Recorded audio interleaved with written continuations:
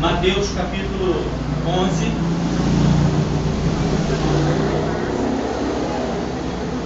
versículo 28.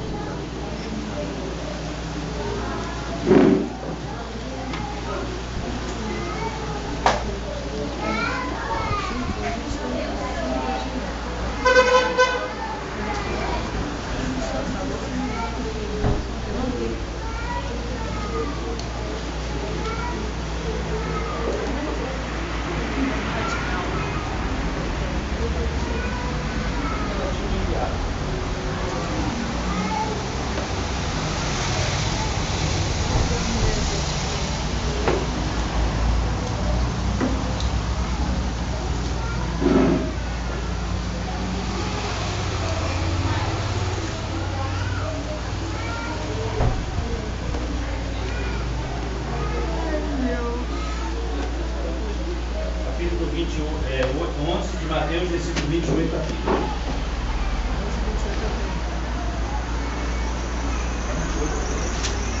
Capítulo 11.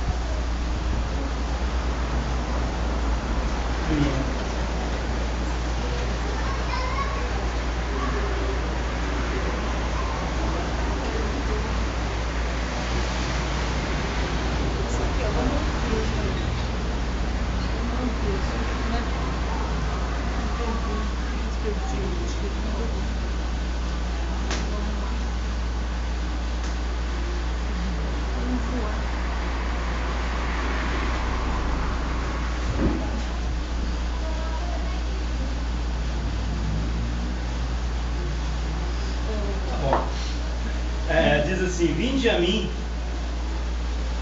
todos os que estáis cansados e sobrecarregados, e eu vos aliviarei. Tomai sobre vós o meu jugo, e aprendei de mim, porque sou manso e humilde de coração, e achareis descanso para a vossa alma, porque o meu jugo é suave e o meu fardo é leve. Vamos orar mais uma vez. Senhor, tua palavra está diante de nós nesse momento, e é em teu nome, Senhor, que nós queremos que o Senhor ilumine o nosso coração, o nosso entendimento, para que possamos entender a tua revelação, Pai. Muito obrigado por um dia o Senhor se preocupou com nós, nos enviou a tua palavra para a glória do teu nome, em nome de Jesus. Amém. Bom, esse texto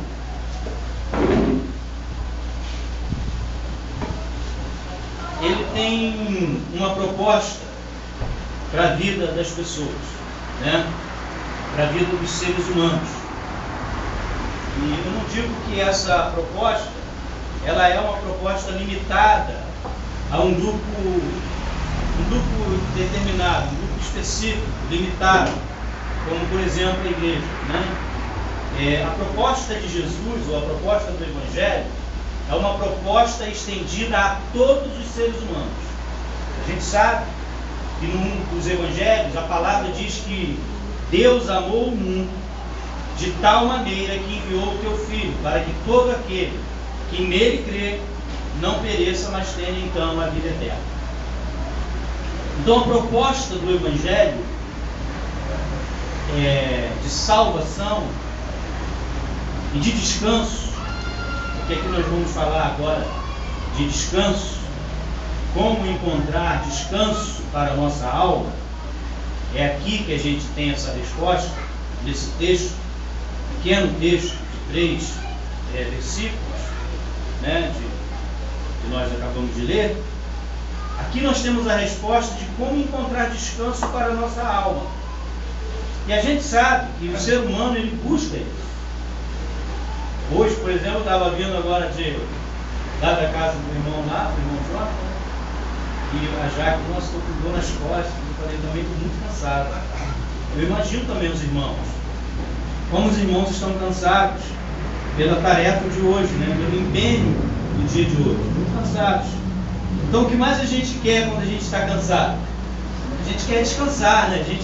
Eu não vejo a hora de chegar em casa, né? Deitar na minha cama e descansar, né? Talvez ver um pouco de televisão. Eu gosto de ver televisão, né? Gosto de ver um bom programa, uma boa programação. Não vejo novela, nem lá em casa, nem a Globo tem, graças a Deus. Então nem novela a gente vê lá em casa. Mas eu gosto de ver televisão, algumas programações de televisão eu gosto de ver. Então o que a gente pensa quando a gente está cansado? Descansar, relaxar, achar descanso no nosso cansaço. E isso a gente sabe que é uma necessidade de todo ser humano. Descansar, achar descanso, encontrar descanso. E as pessoas buscam isso. Tem gente que trabalha muito para ter uma aposentadoria e descansar o resto da sua vida, ter uma vida descansada, né? Poder descansar o resto da sua vida. E aqui nós temos a oferta do Evangelho para a humanidade. Encontrar descanso para a nossa alma. E Jesus, na verdade, aqui está fazendo um convite. Né? Um convite que tem que ser aceito. Tem que ser aceito. Mas esse convite ele tem que ser aceito principalmente quando a gente tem uma consciência da nossa necessidade. Por exemplo,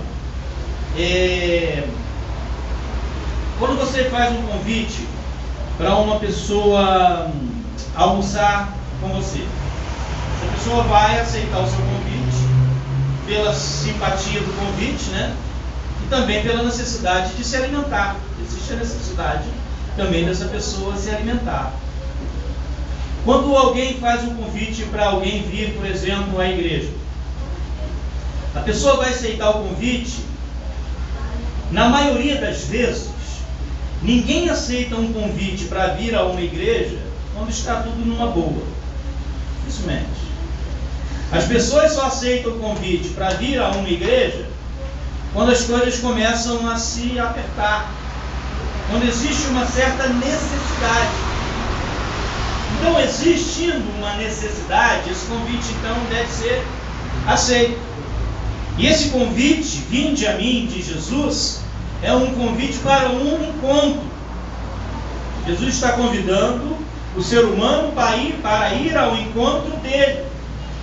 Aí sim, esse convite deixa de ser um convite para um grupo generalizado, porque nem todos querem aceitar o convite de Jesus, tendo em vista que nem todos têm uma consciência da necessidade do Evangelho em sua vida.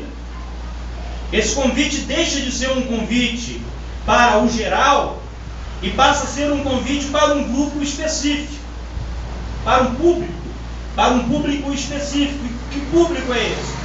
Esse público é o público que tem a consciência da necessidade do Evangelho em sua vida. Então, a partir da consciência do Evangelho, da presença do Evangelho, da presença de Jesus, a gente vai entender então a necessidade de estar indo ao encontro do Evangelho, ao encontro de Jesus. Isso a gente faz, na maioria das vezes, através de uma igreja, por exemplo. Via de regra, a gente vai ao encontro de Jesus através de uma igreja. A igreja, ela está aí empenhada em pregar o Evangelho.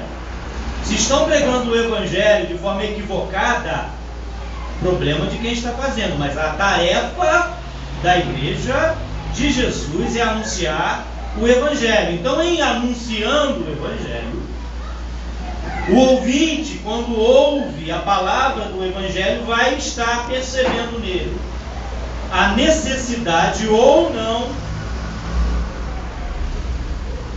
de estar recebendo a palavra, a mensagem do Evangelho. De modo que, se esse convite é para um público específico e um público que tem em si a necessidade desse apelo, de aceitar esse evangelho, então ele não pode ser aceito em hipótese alguma por uma pessoa que se sente um ser autossuficiente, sem ter o entendimento dessa necessidade, sem perceber que precisa do evangelho. Então esse convite, ele só pode ser aceito por um ser, principalmente quando Jesus diz: bem-aventurados pobres de espírito. Essa consciência de que em si está faltando alguma coisa. Agora, se ele só pode ser aceito por um ser que está vivendo em estado de humildade, no texto que o Gabriel leu anteriormente, diz que nós temos que ter em nós o mesmo sentimento, capítulo 2 de Filipenses, versículo 12, 8 a 12, diz: tende em vós o mesmo sentimento que houve também em Cristo Jesus, que, subsistindo em forma de Deus, não teve como usurpação ser igual a Deus, antes, assumindo a semelhança, a forma de servo, tornou-se semelhante ao homem.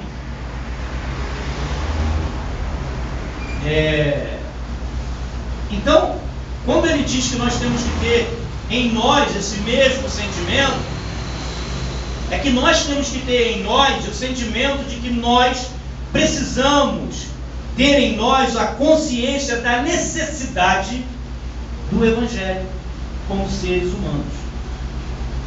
A necessidade da presença de Deus na nossa vida.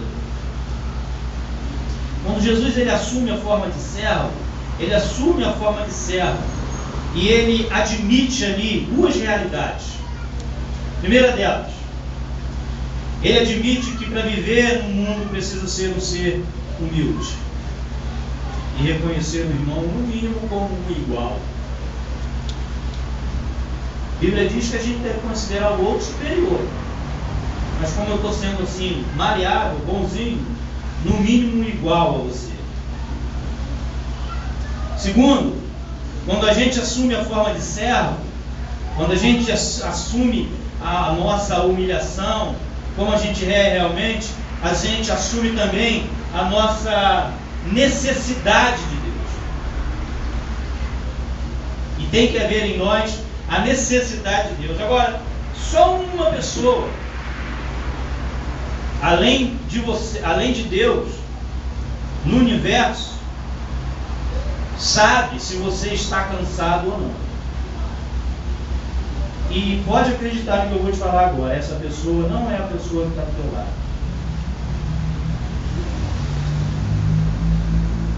Embora a pessoa que está do teu lado possa te ajudar, e até deve.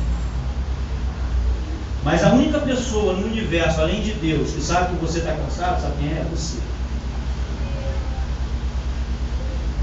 Então só você pode aceitar o convite de Jesus. Só você pode aceitar o convite do Evangelho. Ninguém vai sair puxando você pela mão e levar você até o Evangelho. Mas pastor, você está pregando para crente, está fazendo apelo? Sim. Sim. Estou fazendo apelo, sim. Porque muitas vezes a gente ainda não encontrou esse desconto. Porque às vezes a gente não entendeu ainda que a gente está cansado e sobrecarregado. Então, se você não tem em você a consciência de que você é um ser cansado, sobrecarregado, dificilmente você vai atender o apelo do Evangelho.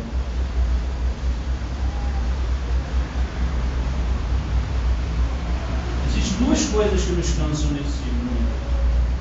Primeiro é a escravidão do pecado. O pecado cansa. O pecado é um fardo. pesado, quando está sobre a nossa vida, nos arria, nos põe abaixo, nos impede de caminhar. Muitas pessoas não conseguem caminhar no Evangelho por causa do peso do pecado, por causa do fardo do pecado. O peso do pecado oprime. Tem uma versão que vai dizer cansados e oprimidos. Não sei se a tua versão aí, alguma versão tem oprimido a sua. É cansados e oprimidos, nós? Cansados e oprimidos. O pecado oprime. Te mantém uma pessoa oprimida, triste, abatida. Mas precisa haver um reconhecimento na nossa vida. Para que a gente tenha um encontro com Cristo, a primeira coisa que a gente tem que fazer é reconhecer qual é a nossa condição, e ninguém vai fazer isso. Ninguém vai entender por você. A situação, amados, pode estar muito difícil. Por mais difícil que ela esteja, a palavra está dizendo para nós hoje que existe um alívio. A palavra é: eu vos aliviarei. É uma promessa. É uma promessa quando nós obedecemos. Porque Deus não vai forçar a barra. Mesmo por mais que Ele possa fazer. Mas Ele não vai forçar a barra. A sua vida, a sua carga, ela só é aliviada pelo Evangelho. Pela presença do Evangelho em você. Você não alivia a carga vindo à igreja, embora vir à igreja seja necessário para você ouvir o Evangelho. Mas tem tantas pessoas vindo à igreja e não resolvendo o problema das suas cargas, que a presença na igreja não resolve a vida. Não alivia melhor a carga de ninguém. A única coisa que alivia a nossa carga é a presença de Jesus na nossa vida. E a gente pode estar dentro de uma igreja sem Jesus na vida.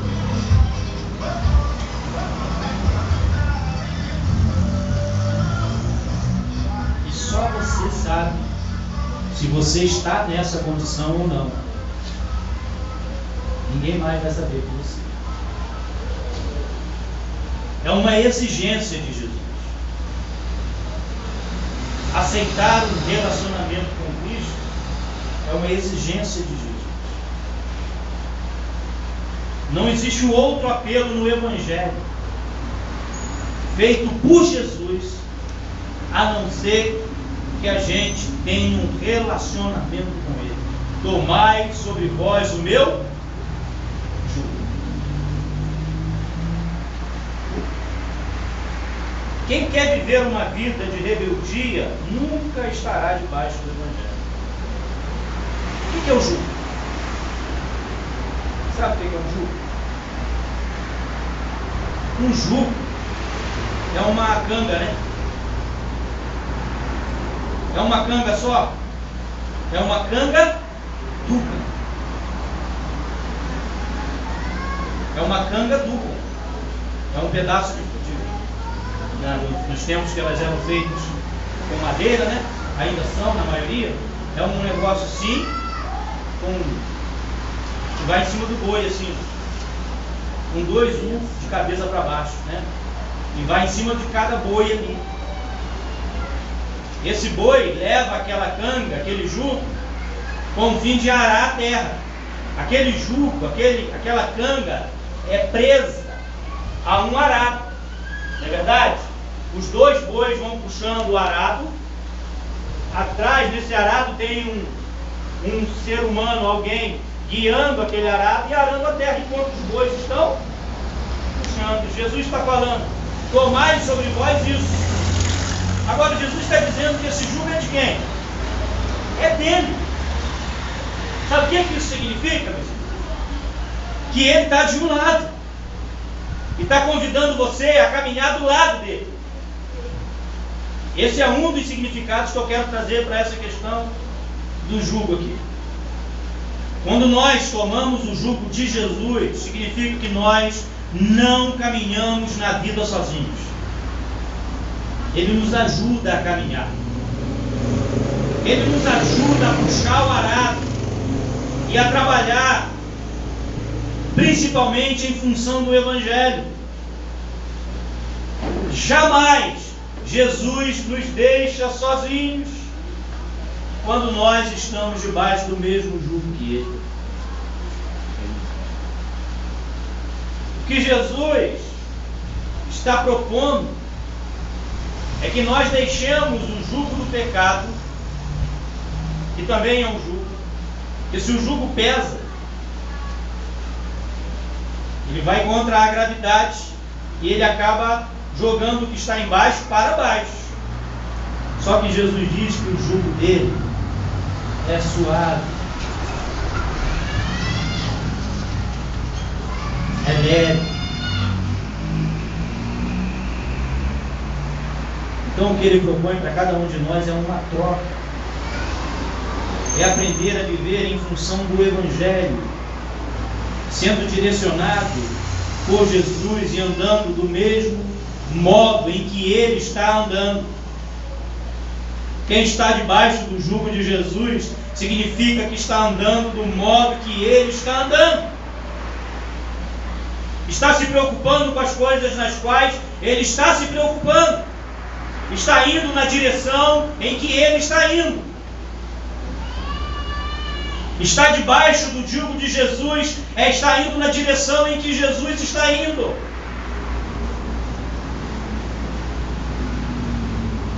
Agora, isso também tem um outro sentido. Quando você toma o jugo de Cristo, você conhece a paz com Deus e a paz de Deus. Então, o jugo era um tipo de câmbio.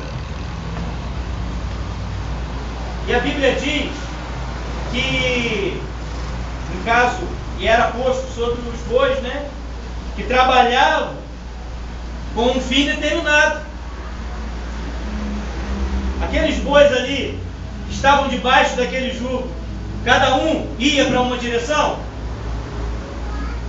Eles caminhavam na mesma. Isso é comunhão. É impossível estar debaixo do jugo de Jesus. Agora eu quero tirar Jesus de um lado e colocar o seu irmão do teu lado. E dizer que é você e teu irmão. Sou eu e você, caminhando na mesma direção, tendo o mesmo objetivo, trabalhando pelo mesmo Evangelho. Não é um pensando de uma forma e outro pensando de outra forma. Como diz em Filipenses capítulo 2, tende em vós o mesmo sentimento.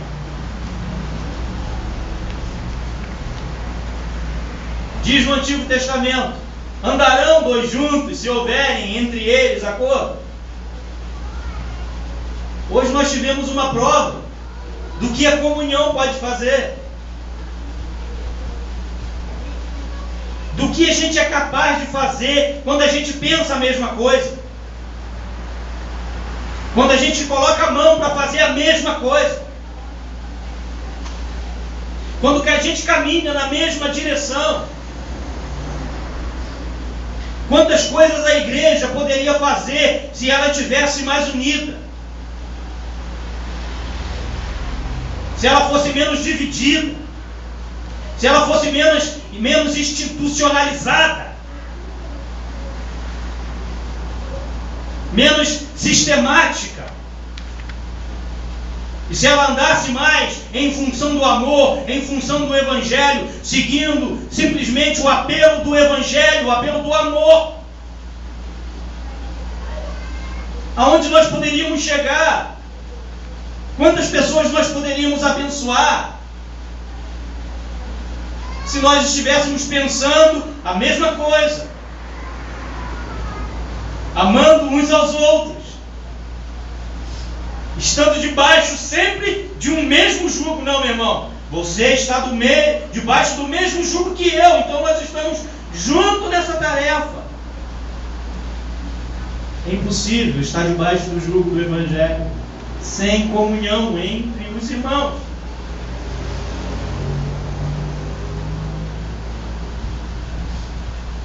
É deixar-se dominar por Cristo e seguir os conselhos do Espírito Santo.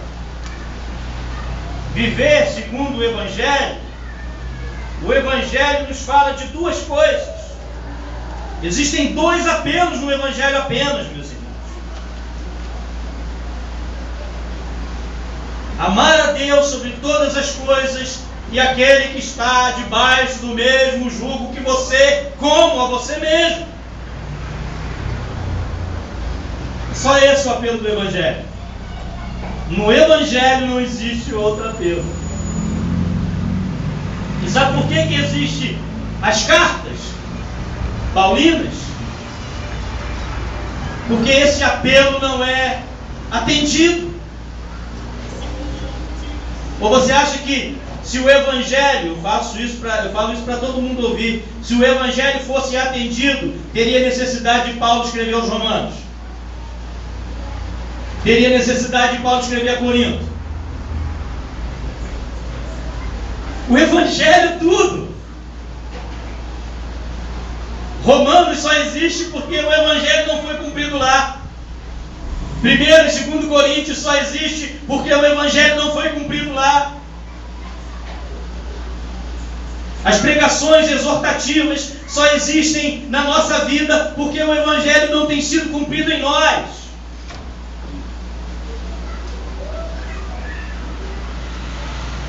O ser humano está precisando ouvir a palavra e as pregações porque o Evangelho não tem sido cumprido no coração dos seres humanos, nem na igreja.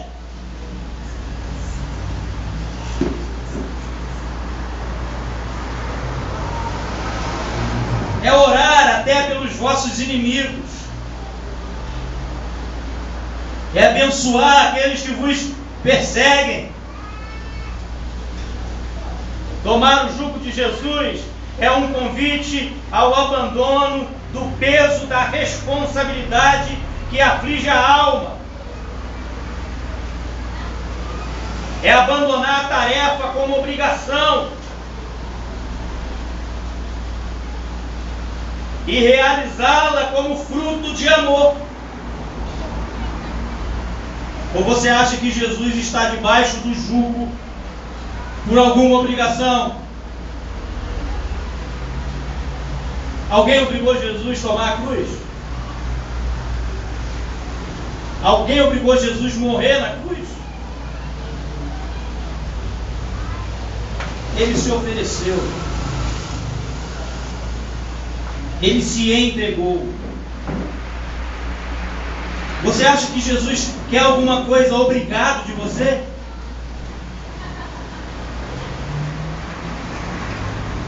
Ele quer que você tenha um coração convertido. Convertido ao amor. Convertido ao Evangelho. Que aí o que você fizer não vai ser pesado. Porque aquilo que é realizado como fruto de amor não nos é pesado. Nos gera prazer, gozo, satisfação.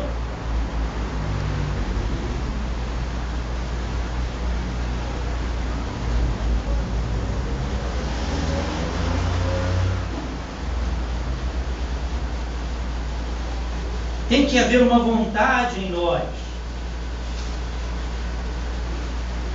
Uma vontade de fazer. Não é esse negócio de eu não quero, mas vou fazer porque está mandando. Não é nada disso, nunca foi, nunca poderá ser no Evangelho. Mas se não estiver fazendo, alguma coisa está errada sim. Porque quem está com o coração voltado às coisas do Evangelho, faz, mesmo que isso lhe seja sacrifício. Porque o que Jesus fez por amor foi um sacrifício.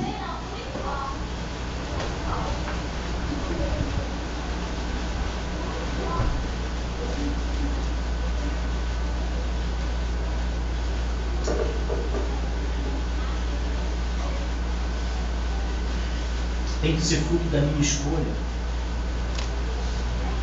Seguir a Jesus. Eu tenho que atender o apelo de Jesus por uma consciência de necessidade de que o Evangelho precisa entrar em mim para transformar a minha vida, para me melhorar, para me aliviar, para me fazer descansar. Eu vos aliviarei. E diz: e achareis descanso para as vossas almas.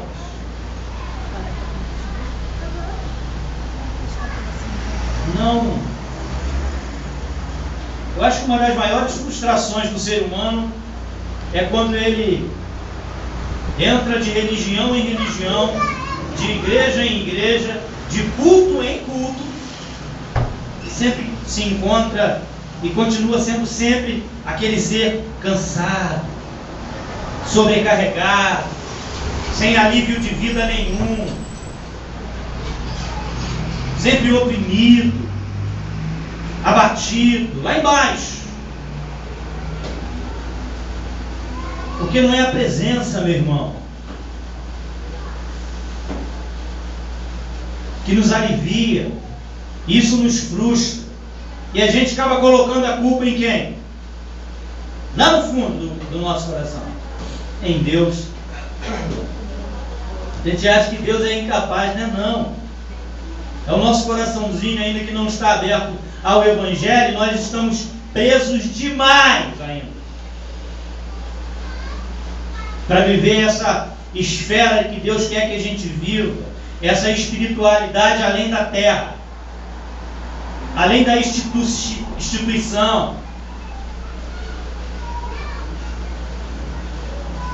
Enquanto a gente não se desgarrar, enquanto a gente não se desprender, enquanto as nossas raízes estiverem ainda em todo esse sistema, a gente continua se frustrando sim, e colocando a culpa em Deus, e a gente não consegue ver em Deus possibilidades de nos trazer paz e descanso nunca.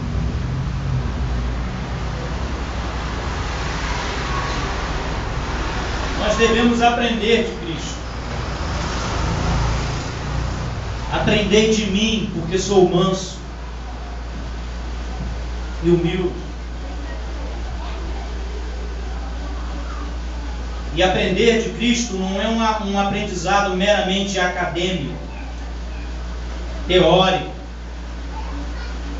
mas é um aprendizado de uma experiência pessoal, vivencial, visceral. E se isso não estiver acontecendo, a gente só faz parte do meio, da média, e a gente acaba sendo pessoas medíocres, nada mais.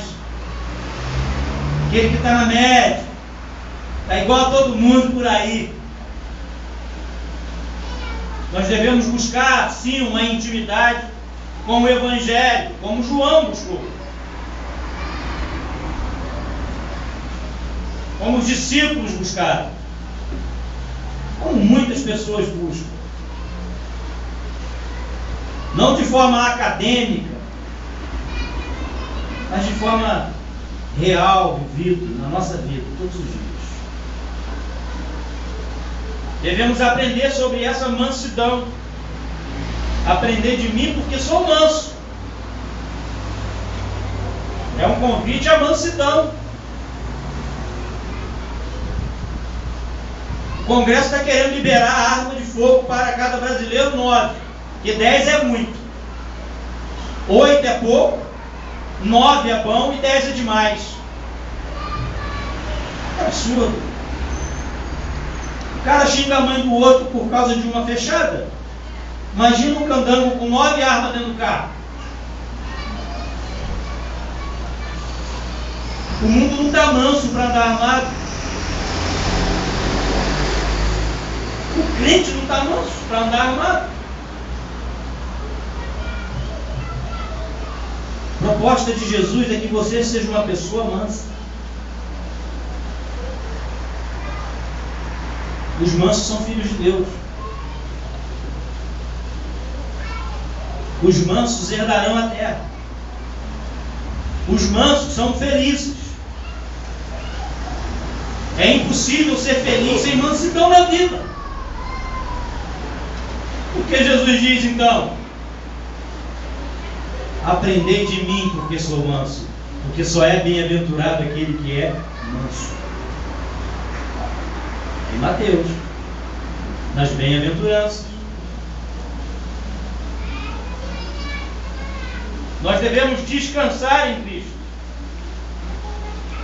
Quanto mais nós aprendemos de Cristo, mais nós descansamos nele.